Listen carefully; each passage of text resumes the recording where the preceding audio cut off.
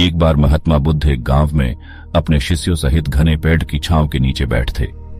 आसपास के गांव के बहुत से लोग अपनी अपनी मानसिक परेशानियां लेकर महात्मा बुद्ध के पास आ रहे थे। महात्मा बुद्ध उन सब की मानसिक परेशानियों का समाधान देते।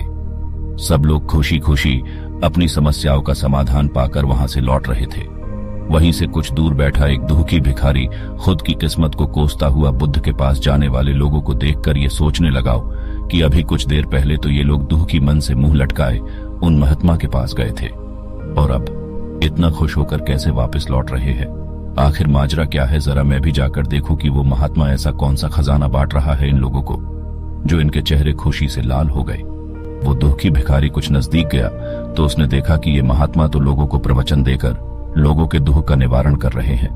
हे महात्मा बुद्ध, मैं भी लोगों की मदद करना चाहता हूँ। मेरी बहुत इच्छा है कि मैं लोगों की मदद करूं, लेकिन मैं मदद कैसे करूं?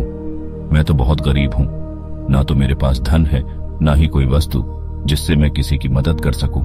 मैं चाहकर भी किसी की मदद नहीं कर सकता। मुझे भगवान ने इतना गरीब क्यों बनाया? हे महात्मा, मुझ पर कुछ कृपा करो। इतना बोलते हुए भिखारी रोने लगा। महात्मा बुद्ध बोले, तुम बहुत अज्ञानी हो, क्योंकि तुम अब तक इस भ्रम में जी रहे हो कि तुम्हारे पास कुछ नहीं, जबकि दूसरों को कुछ देने के लिए तुम्हारे पास बहुत कुछ है। तुम बिना धन और वस्तु के भी दूसरों की मदद कर सकते हो। तुम्हारे पास जुबान है जिससे तुम मीठे शब्द बोलकर किसी के दुखी चेहरे पर मुस्कान ला सकते हो। इन्हीं शब्दों की ताकत से तुम किसी के भी टूटते हौसलों को फिर से मजबूत कर सकते हो।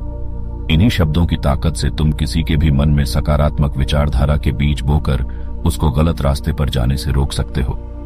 तुम्हारे पास 2 हाथ है जिससे तुम किसी भी कमजोर और लाचार की मदद कर सकते हो।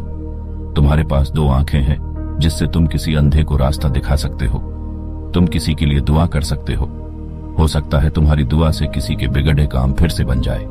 तुम किसी की अच्छी सेहत की कामना कर सकते हो, लेकिन अज्ञानतावश तुम अब तक इस बात को समझ नहीं पाए और इस भ्रम में अब तक जीते रहे कि तुम्हारे पास मदद करने के लिए कुछ नहीं।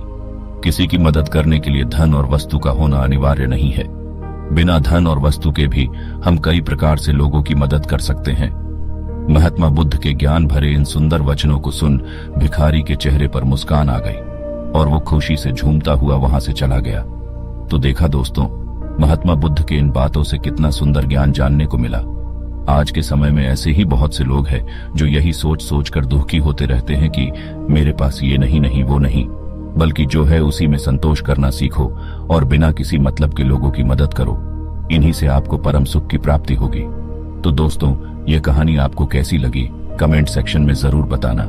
ऐसे ही मोटिवेशनल वीडियोस के लिए हमारे चैनल को सब्सक्राइब करें। धन्यवाद।